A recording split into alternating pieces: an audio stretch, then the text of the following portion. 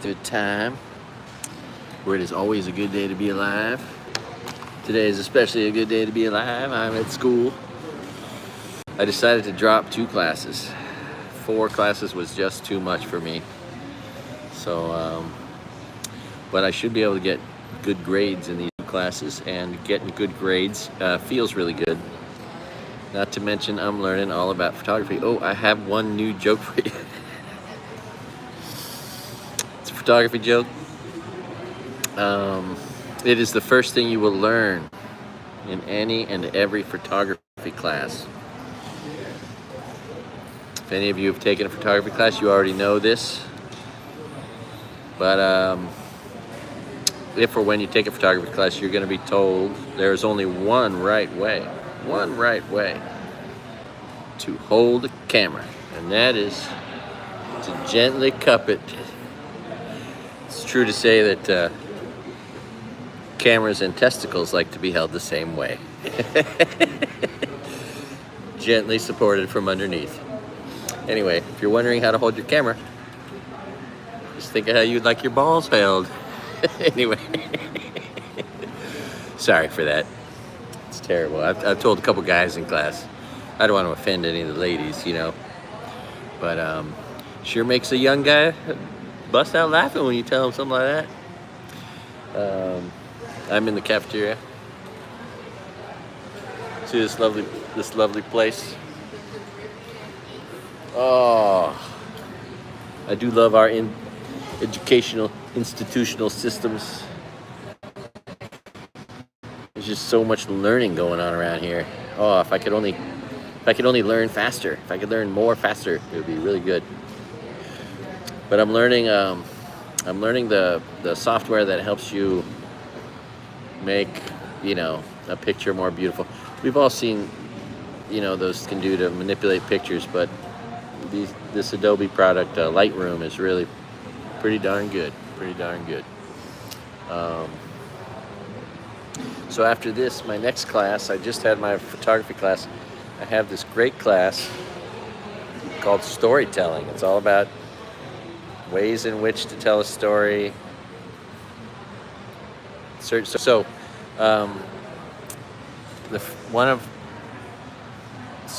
the first few assignments, in case any of you want to engage in any of these interesting things, 2 books. I've been told to read 2 books for my storytelling class. One is The War of Art, right?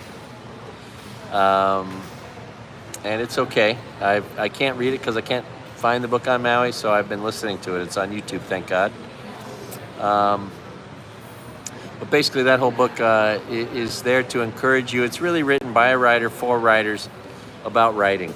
But he tries to extrapolate to other things so that people like you and me can get motivated to break through our cycles of procrastination. And he gives procrastination a life of its own. He calls it resistance. Anyway, there's a lot to be said about that book, but it's generally good. From that, the part of that book that I like is the part where he tries to motivate people to break their cycles of procrastination, right? But he almost gives it too much life, you know. Anyway, so that's that book. That's what that's for. That's why, like 4 years ago, Stephen Pressfield, who wrote a bunch of different books of different styles, one of which was the Legend of Bagger Vance. That was his defining work.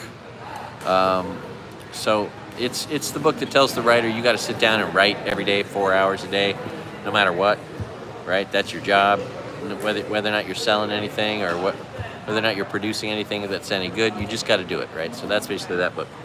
Then the second book is called The Storytelling Animal.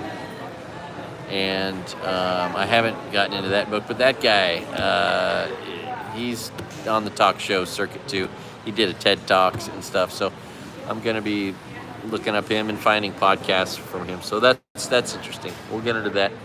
But I was told to watch a movie. I watched it this morning, and it's a phenomenal thing that happened. A movie, a life story that is hard to believe, and I can't believe I didn't know about it until now. But it was, if you haven't seen it, it's called Finding Sugarman. This guy Rodriguez from Detroit made 2 albums in the early 70s. He sold none. But somebody brought one to South Africa, and somehow it took the world by storm in South Africa, and he had no idea.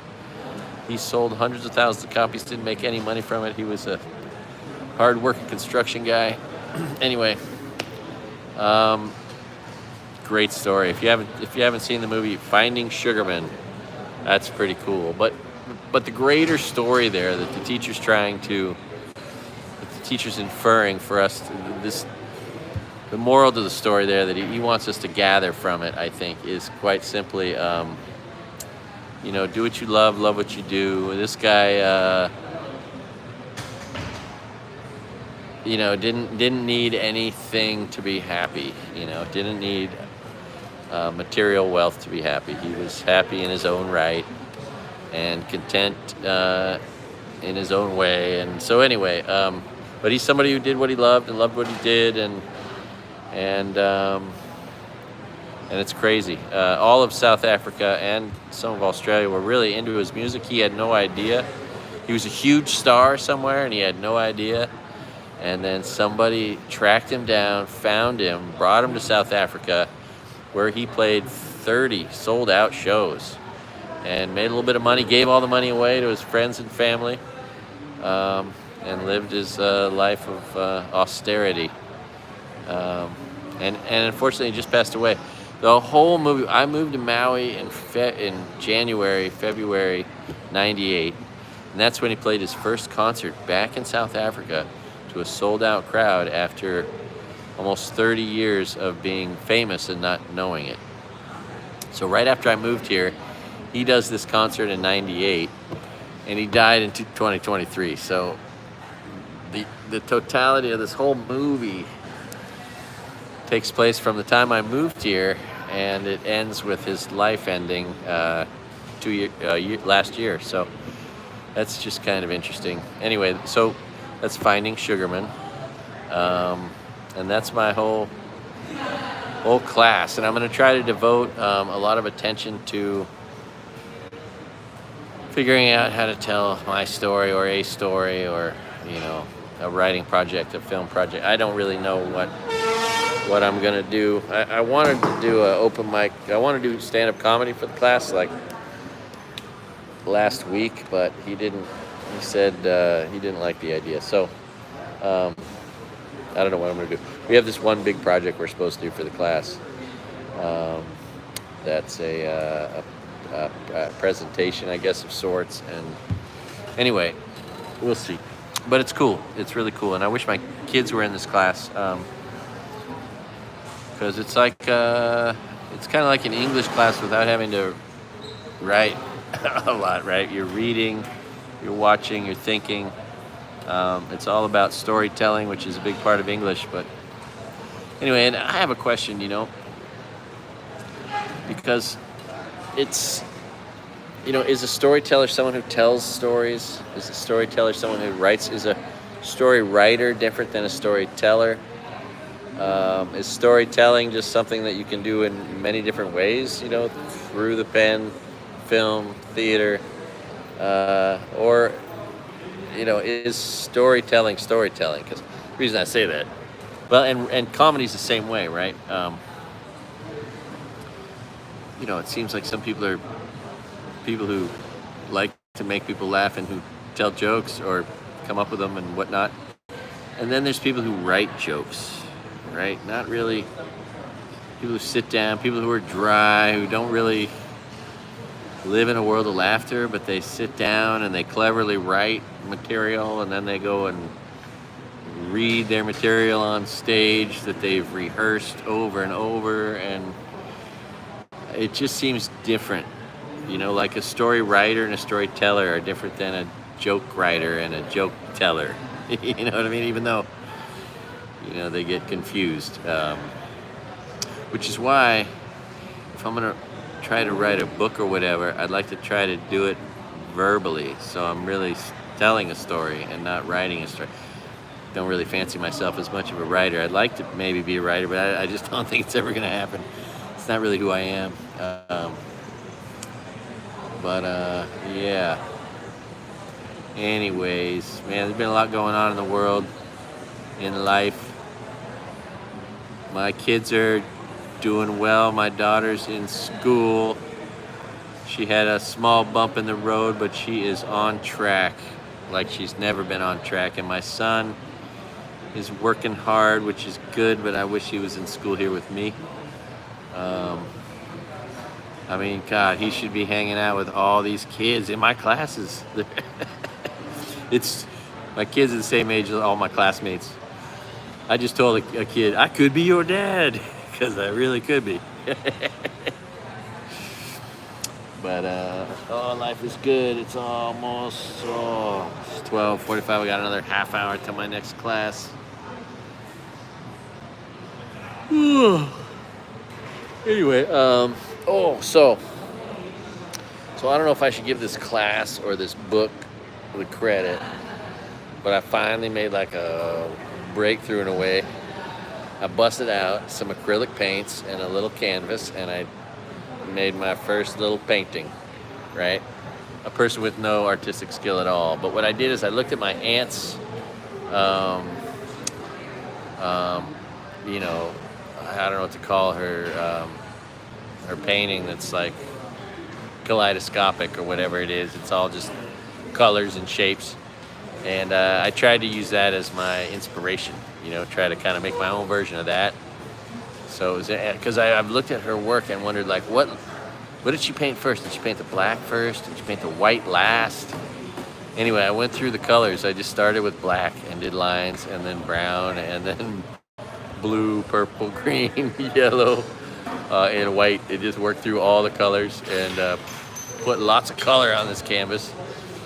And but the point there being that I've been thinking about doing this for 5 years. I bought art materials 5 years ago to do this, and I just had the breakthrough of actually making a little painting.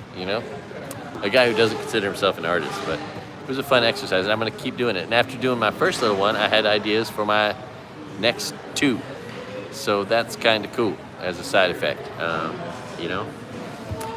And so with photography, I've got like 40 different subjects I think I just want to start taking pictures of, so I can group them together and maybe find some art in there someday, maybe make a book or a coffee table book or more than one. But there's just so many things you can take pictures of, whether it's buildings or flowers or people, trees, plants, mountaintops, post offices, town squares, mountains, sunsets, sunrises, beaches, public parks, state parks, federal parks, county parks. It's just endless if you really start to think about all the things you could photograph in the world. Fashion, cars, dogs, and then group them together, for some sort of purpose, whether it be an art endeavor or a book endeavor. So that's kind of cool. Oh, hey, look, there's my teacher guy right there.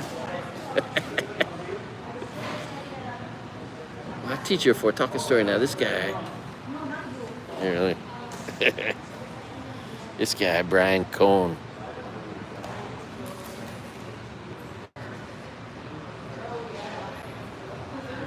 He's like the director of the Maui the Maui Film Institute, which is a pretty cool guy to meet. I don't want to come on too strong, so I'm just going to lay back. But man, would I like to make projects with him being interested in them? Would I like to get a project? Wouldn't it be cool if you knew that you might be able to, because you knew somebody, you might be able to get a film into a film festival, inspiring you to try to make a good enough film for a film festival? That would be pretty cool. right? But so that's the guy. That's the guy who told me to watch Finding Sugarman and read The Art of War, or The War of Art, and the rest. Anyway, so what else? Go Kamala. She's doing great. I've been finding comedy critics and comedians material on YouTube and just going into their comments and writing an advertisement for my little 12 minutes, bringing funny back. It's kind of funny. There's got to be better ways to advertise. But it's good enough. It's like I just want to try to send people to it. Like, hey, watch this 12 minutes. This guy, Craig-H-Bradley, bringing funny back. And so I wonder if that'd be great. I'd love to find some critic who's like, hey, I found a comedian no one else has ever seen. Or if some real comedian like saw it because it was from a comment and then they wanted me to open for them, that would be hella cool. So anyway, it's my teacher for storytelling, and here I am telling stories. Oh, by the way, I got some stories to tell. I've been thinking about that. I'm gonna, I think in anticipation, well, first of all, I'm gonna read a book online, which would be storytelling, right? To be reading a story, somebody else's.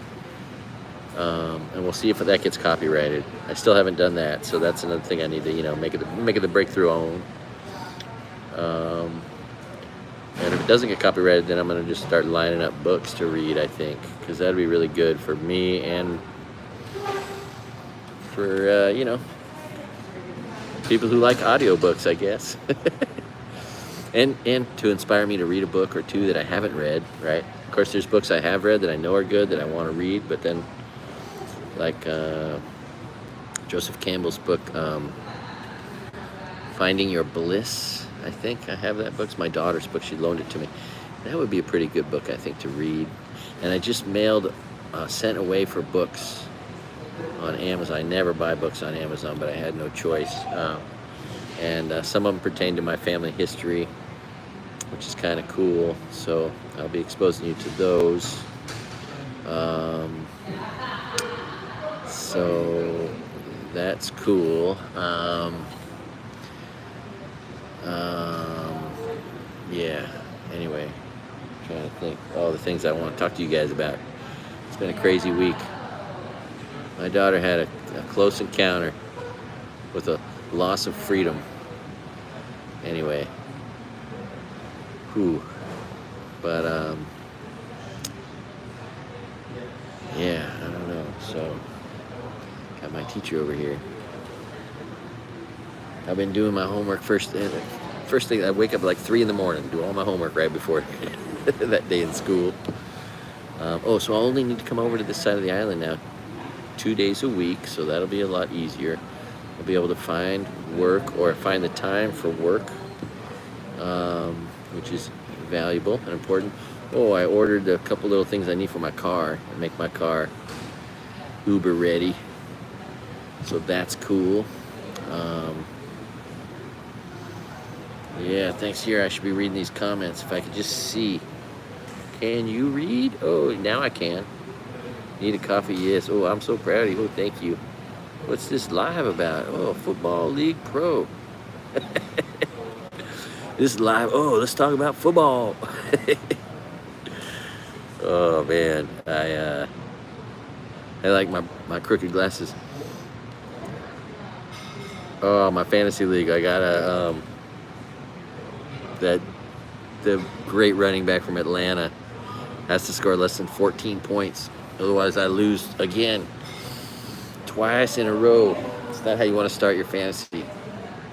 But it's all good. This is my second fantasy football team and draft since the fire. So it's a little bit more normal, moving forward. And everyone is all spread out, but we still pulled it off. It was cool. Gee whiz.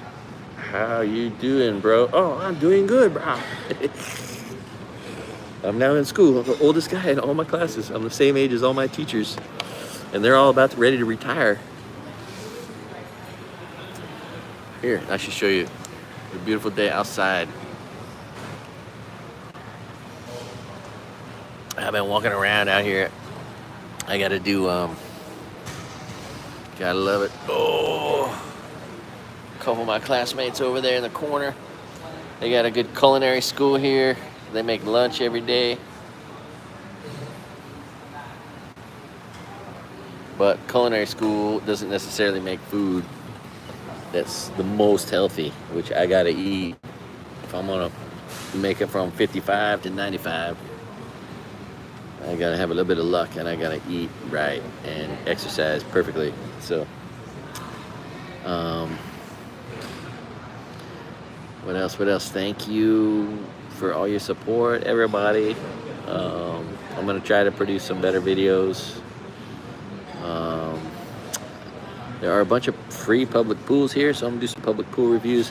I'm gonna be posting a whole bunch of my grandpa's home movies in sequential order, I think, so that I can use it for a presentation in class. I'm able to do a presentation on a photographer, and she's gonna let me use my grandfather as my subject, and videos are okay. So I'm gonna post probably the videos from the earliest time up to when color film was invented, and then probably up to gonna have to do the Duke Kahanamoku, the Hawaii footage. But that'll be fun to show my classmates my grandpa's home movies.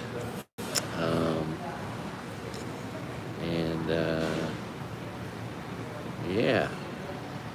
What else is there? So much going on in the world.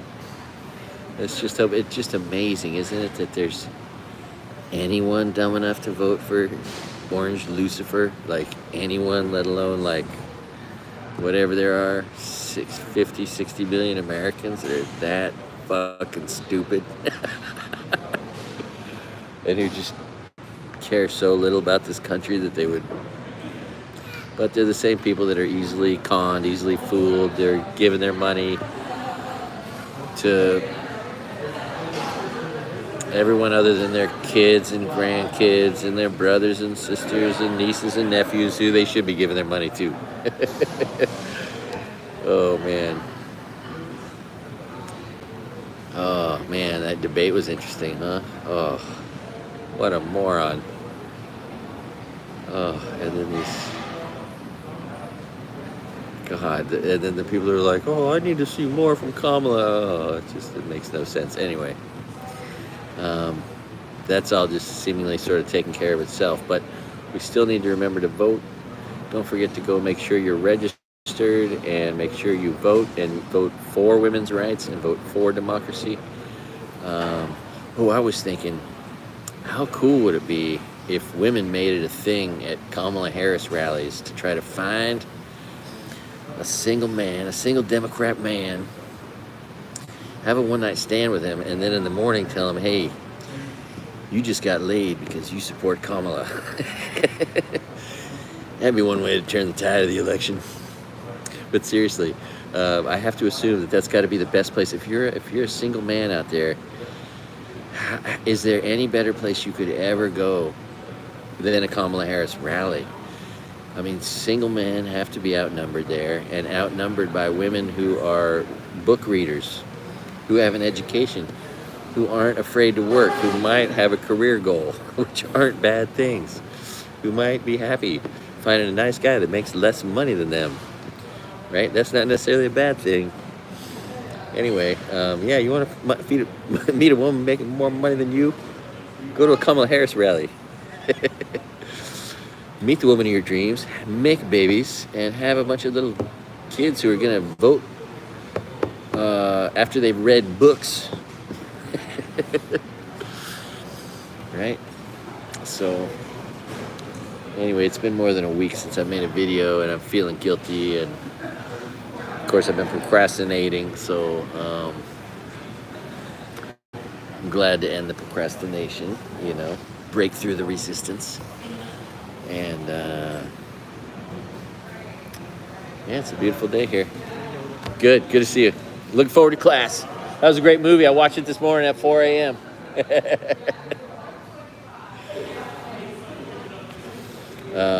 Yeah, that movie, I cried. When you hear, because this guy raised 3 girls, and he was such a sweet father, but he had no money ever. And when you hear the story, when you hear his daughters going to South Africa with him, talking about how everyone looked at him as a star, like it's enough to make you cry. You know, if you're looking for a good cry, watch that movie, Finding Sugarman. I think it's like $1.99 download.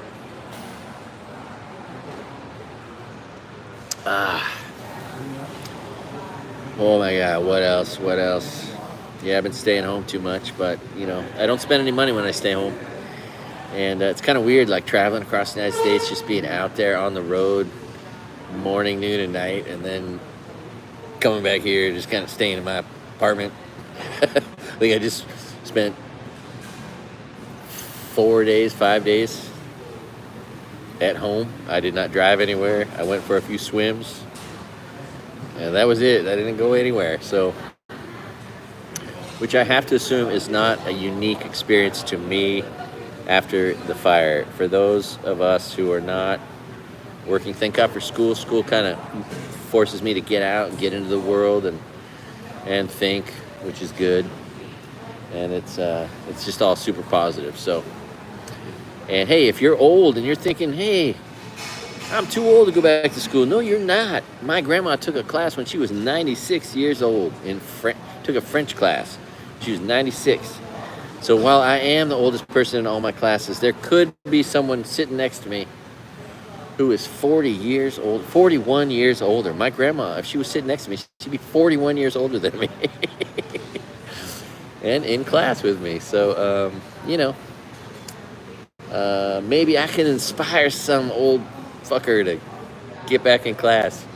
Because if you think about it, community colleges are so great. They have everything you could want to learn. You know what I mean? You want to learn welding or nursing or computer anything or literature or art or language. I mean, it's just all here. And you get credit for it. That's the thing. It's cool learning stuff on your own, but it's helpful in life to have some piece of paper that says this guy ain't stupid. Right? And that's what an Associate of Arts degree is, and then a 4-year bachelor's degree. You know, it shows that you can be given tasks and complete them and show up. And, you know, it's good when you're trying to find a job, you know. Maui is one of those places where a 4-year degree really goes a long way. It's not like the mainland where just everyone's got one. So, and of course, it's dawned on me that all the things I'd like to learn about moving forward, like I'd like to own a business someday, but I could take an intro to accounting class, you know, intro to business, which are going to be shitty classes. They're going to be hard, and I'm not going to enjoy them. But I could, and maybe I will. But in the meantime, I've just dropped my Photoshop class. I dropped my Microsoft class, and I'm going to start learning those things in the off season right now. And then take those 2 classes next semester and just start working forward. I might try to get a job. They need more people to work in the gym, and the school has a free gym. It's pretty cool. But that is the job you could do your homework at. I could be paid $17 an hour, which would be great in some places. It's just okay here. But it would be great for a job that I could do my homework at. You know, so that's some good shit. Maybe if I go, maybe my teacher will be in class early. Maybe I could talk story with him. Oh, I don't want to talk about the things I want to accomplish so much. I just kind of want to do them and then say, oh, I did this thing, you know, like that. Anyway. doesn't really do me much good to talk about the things I want to do, but it is fun, and it's good for me to tell the camera, you, all the kinds of videos I want to make and pictures I want to take, and it's kind of there's a movie called The Secret, that it's kind of like, if you think it first, then if you see it here, then you can see it here. Thoughts become things, right? So it doesn't hurt, but nevertheless, I tend to not want to be somebody who tells himself or other people that he's going to do something and then not do it, right? So thank God I finally painted something. Been talking about that for a whole year at least. Yeah, but I just, so much color on this one piece.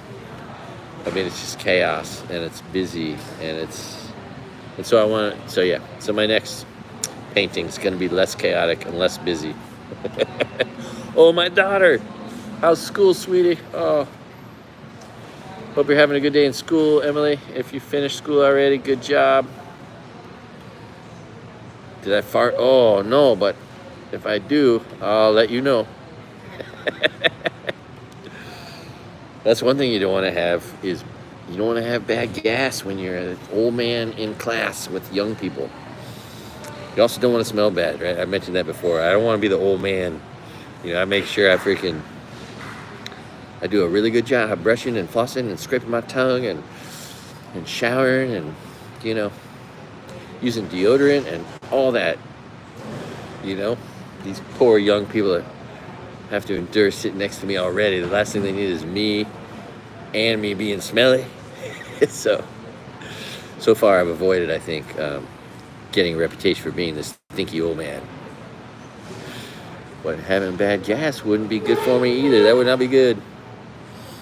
No, luckily I've had no troubles, no gastrointestinal issues.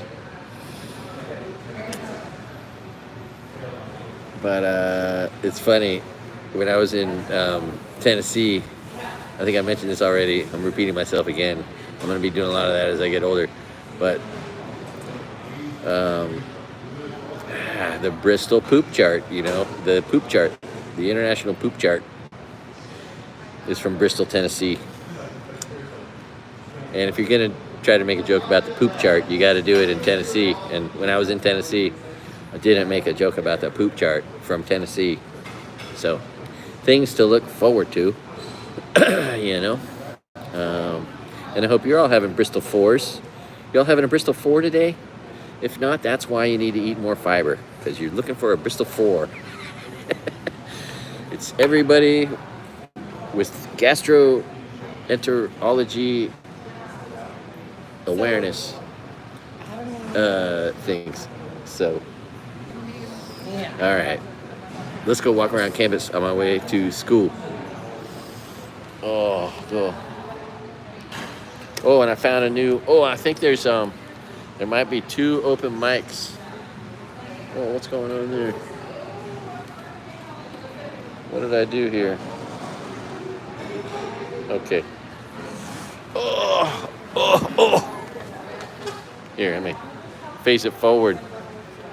And my classmates. Bunch of faculty that are younger than me.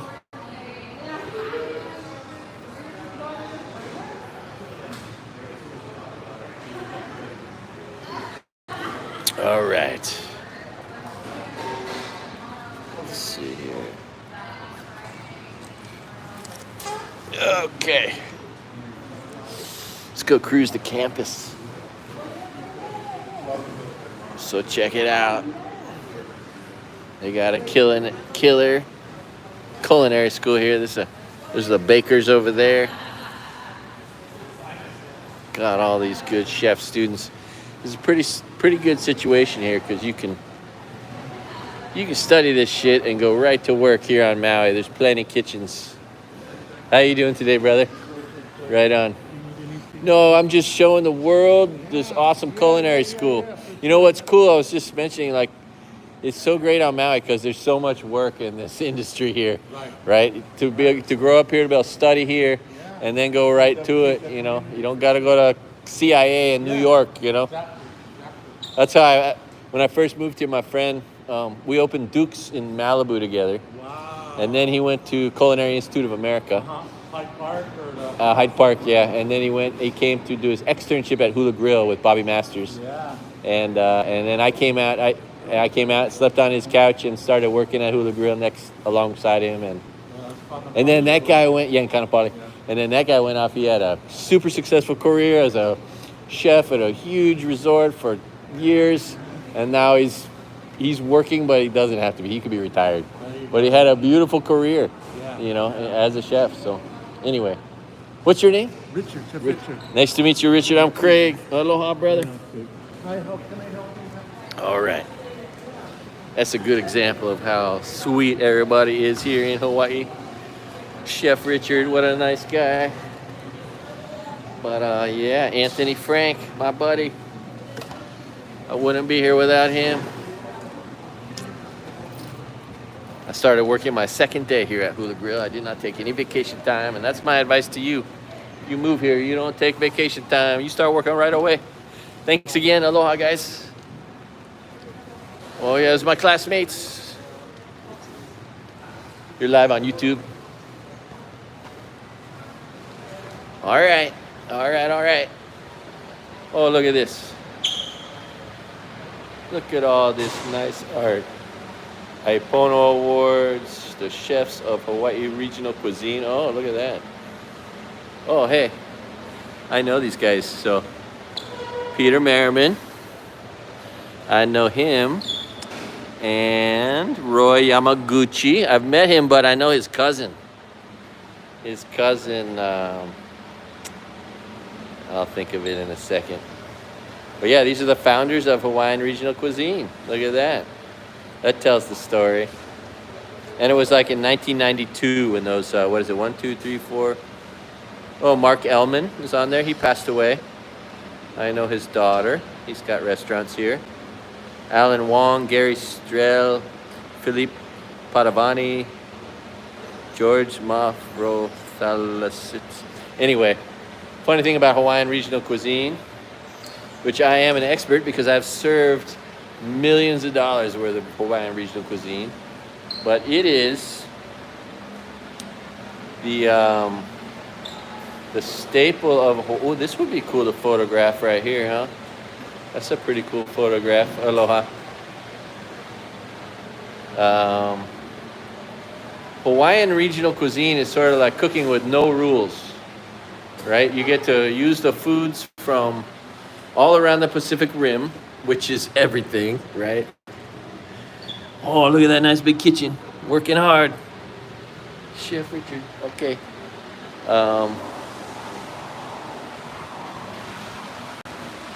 But check it out. So Hawaiian Regional Cuisine is the whole Pacific Rim. So you can use Mexico, food from Mexico, Thailand, Polynesia, Japan, Korea, whatever, Philippines. There's just no rules, right? And then so the influences are from everywhere. So like you can just use any ingredients you want, and then with a specialty with an emphasis on local products, local, whatever's fresh and local, fresh fish cooked over in a simple manner over a Kiawe wood fire grill. It's one of the hallmarks of Hawaiian Regional Cuisine, a Kiawe wood fire grill, and not over seasoning your fish or meats, right? Not overcooking them, right? You don't overcook your fish. You cook it medium. Over a Kiawe wood fire grill. And,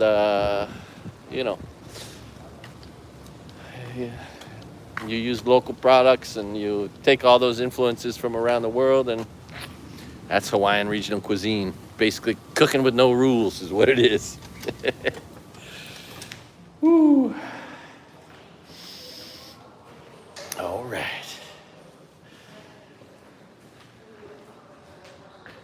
All right, so this is let me show you this whole building here. This is the Creative Media Arts building. This whole building.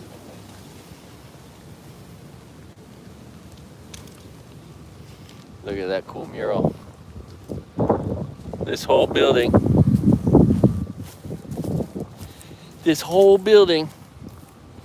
is for creative. Oh, look at that. It's a cool shot right there, isn't it? There's my inner photographer coming out. That's a cool shot. Anyway, this is the cool building. Here, I'm gonna go to the front. You should see the front of this building. But this is the Creative Media Arts Department, this whole building.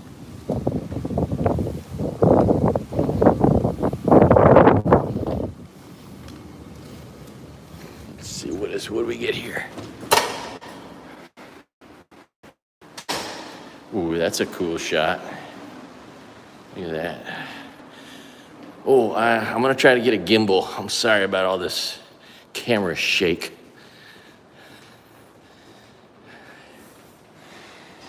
And look at this.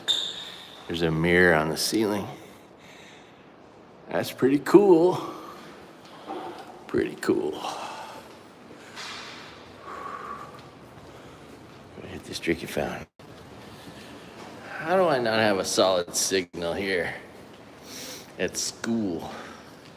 Anyway, I particularly like the shade. There's also solar panels that my car is enjoying. Look at this cool building. Huh? Very cool. Big window, big stairs. Woo.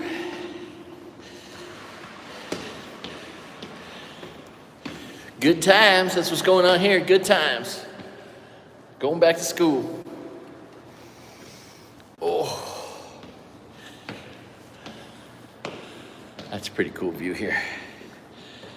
Let me just turn this around here. Pretty cool. You can see the white caps out there. West Maui Mountains. The MAC.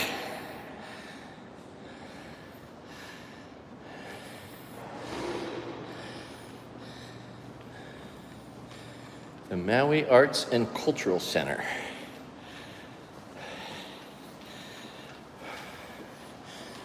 All right.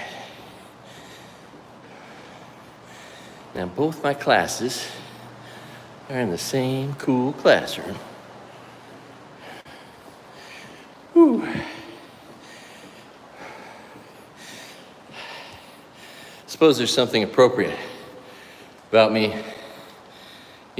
telling my story, talking story, as I'm heading towards a class called Finding Your Story. Can we get in there? Killer. All right. Look at this killer place.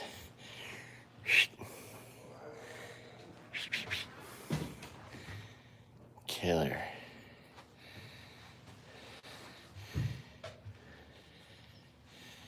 Fresh stadium seating.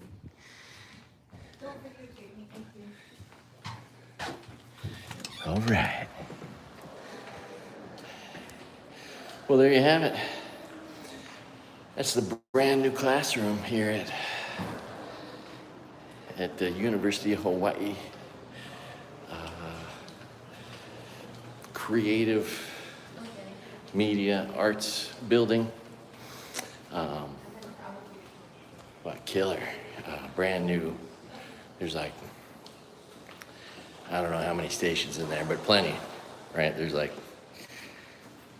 30 stations in there. Stadium seating for 30. Super comfortable. Super awesome. It's where my photography class is also. And yeah, life is good. Thanks for watching All Good Things and All Good Time. Hope you're having a great day. Hope you're making the most of your everything, your life. Hope you're doing your best to be healthy, taking care of yourself and doing all the right things. Taking care of your family and your friends.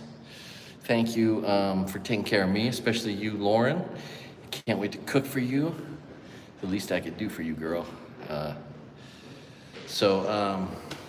Yeah. Do no harm, do no crime. How you doing, brother?